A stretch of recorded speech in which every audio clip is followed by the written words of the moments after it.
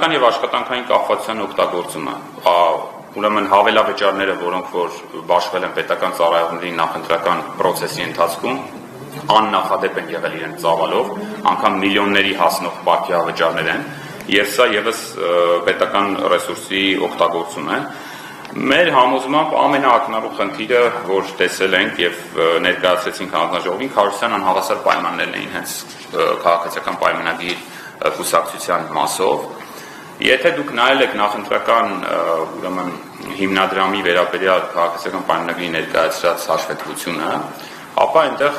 առնվազն մեկ դրվագ ես կներկայացնեմ, 130 անշարժ գույք է ներկայացած, որոնք անհատույց են տրամադրված եղել այս ուժին։ Եվ օրենքը պարտադրում է, որպեսզի հաշվետվության մեջ, եթե անհատույց է գույքը տրամադրվում, առնվազն շուկայական արժեքը նշվի, այսինքն այն արժեքը, որը կլիներ, եթե նորմալ պայմաններում դու վարձակալեիր այդ գույքը։ Եվ մեկ օրինակով մենք հանձնաժողովին ցույց տվեցինք, որ Պրոշյան համայնքում, որտեղ նաև մեր կուսակցությունն ունի վարձակալած գույք, նույն փողոցի վրա քաղաքացիական պայմանագիրը հայտարարել է այդ գույքը 10 անգամ էժան։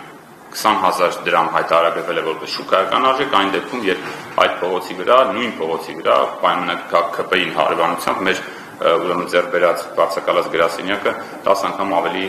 բարձր գին ունի, բարձր արժեք ունի, եւ սա վերաբերում է մնացած բոլոր 129 անշարժ գույքերին։ Դրանով է պայմանավորված, որ Միացյալ Թևերը միջնորդություն ներկայացրեց, խնդրելով առաջին ներգրավել փորձագետ,